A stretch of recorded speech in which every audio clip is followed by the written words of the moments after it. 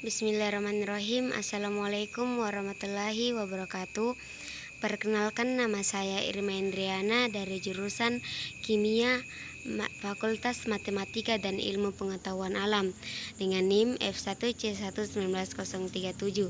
Pada kesempatan kali ini saya akan mempresentasikan mata kuliah biokimia dengan judul Penyangga tubuh, cairan, dan elektrolit dalam tubuh manusia. Penyangga adalah suatu substansi atau sekelompok substansi yang dapat mengabsorpsi atau melepaskan ion-ion hidrogen untuk memperbaiki adanya ketidakseimbangan asam basa. Penyangga juga merupakan zat yang dapat mempertahankan pH ketika ditambah sedikit asam atau basa atau ketika diencerkan. Penyangga memiliki dua macam, yaitu asam lemah dan garamnya atau basa lemah dan garamnya. Penyangga dalam tubuh manusia adalah darah. Yang pertama, jenis sistem penyangga dalam tubuh manusia.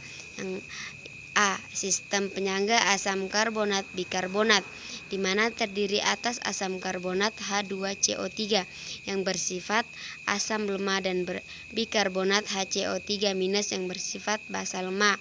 Merupakan sistem penyangga terbanyak di cairan ekstrasel. Kadar HCO3 dan CO2 diatur oleh ginjal dan paru-paru.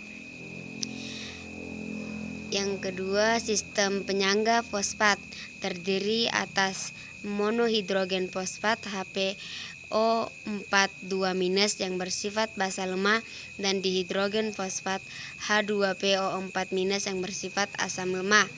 Merupakan sistem penyangga terpenting di dalam sitosol.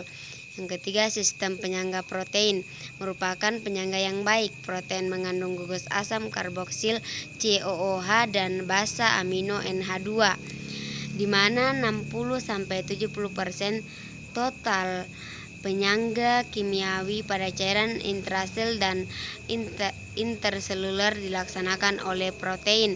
Protein merupakan penyangga yang terbanyak di sel dan darah. Pengaturan sistem keseimbangan asam basa. Yang pertama, cairan intra dan ekstrasel. Cairan intraseluler juga dikenal sebagai sitosol atau matris sitoplasma, yang merupakan cairan dengan banyak properti untuk memastikan proses seluler yang terjadi baik tanpa kerumitan. Cairan intraseluler terbatas hanya pada bagian dalam sel dan membran sel adalah batas sitosol. Sedangkan dalam istilah ekstraseluler berarti itu adalah cairan yang ditemukan di luar sel. Dengan kata lain, cairan ekstraseluler adalah cairan tubuh di mana sel-sel dan jaringan akan difasilitasi. Membran sel disediakan dengan nutrisi yang dibutuhkan dan suplemen lainnya melalui cairan ekstraseluler. Yang kedua, sistem pernapasan. Paru-paru di bawah kendali medula otak, mengendalikan karbon dioksida dan karena itu juga mengendalikan kandungan asam karbonik dari cairan ekstraseluler. Pada keadaan asidosis metabolik, frekuensi pernapasan meningkat sehingga menyebabkan eliminasi karbon dioksida yang lebih besar untuk mengurangi kelebihan asam. Pada keadaan alkalosis metabolik, frekuensi pernapasan diturunkan dan menyebabkan penahanan karbon dioksida untuk meningkatkan beban asam. Dan yang ketiga yaitu sistem pengaturan ginjal. Untuk mempertahankan keseimbangan asam basa, ginjal harus mengeluarkan anion asam non-volatil dan mengganti HCO3-. Ginjal mengatur keseimbangan asam basa dengan sekresi dan reabsorpsi ion hidrogen dan ion bikarbonat.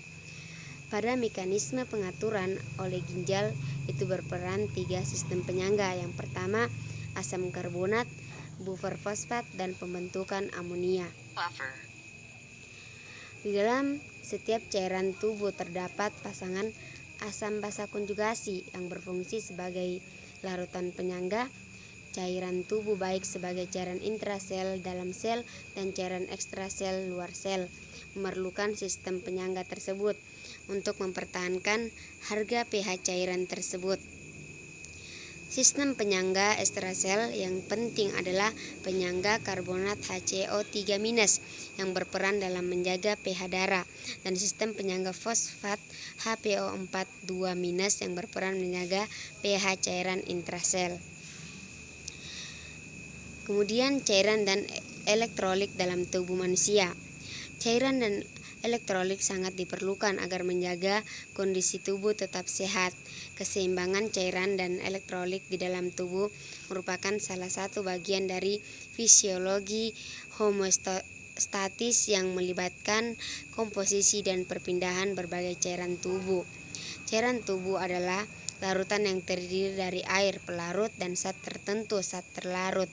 Sedangkan elektrolit adalah zat kimia yang menghasilkan partikel-partikel bermuatan listrik yang disebut ion jika berada di dalam larutan. Cairan dan elektrolit masuk ke dalam tubuh melalui makanan, minuman, dan cairan intravena IV dan didistribusi ke seluruh bagian tubuh. Keseimbangan cairan dan elektrolit berarti adanya distribusi yang normal dari air tubuh total dan elektrolit ke dalam seluruh bagian tubuh. Kemudian peran air dalam tubuh. Air mempunyai peran yang begitu penting dalam pengaturan suhu di dalam tubuh. Beberapa peran air dalam tubuh sebagai berikut. Yang pertama, media semua reaksi kimia tubuh. Yang kedua, berperan dalam pengaturan distribusi kimia dan biolistrik dalam sel. Yang ketiga, alat transfer hormon dan nutrien. Yang keempat, membawa O2 dari paru-paru ke sel tubuh. Yang kelima, membawa CO2 dari sel ke paru-paru. Yang keenam, mengencerkan zat toksit dan waste produk, serta membawanya ke ginjal dan hati. Dan yang terakhir yaitu distribusi panas ke seluruh tubuh. Selanjutnya, peran mineral dalam tubuh. Mineral memainkan peran penting dalam keseimbangan asam basa tubuh, dan dengan demikian mengatur pH darah dan cairan tubuh lainnya. Berfungsi sebagai komponen penting dari banyak enzim, vitamin, hormon, dan pigmen pernapasan, atau sebagai kofaktor dalam metabolisme, katalis, dan aktivator enzim.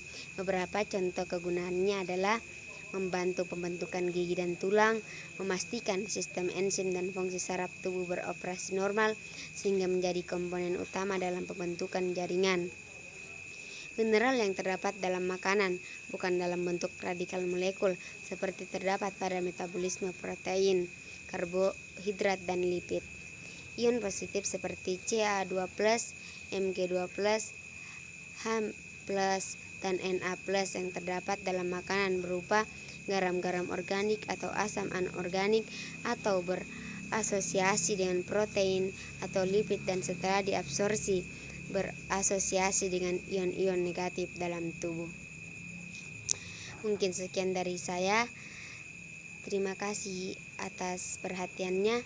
Wabillahi taufiq wal hidayah. Wassalamualaikum warahmatullahi wabarakatuh.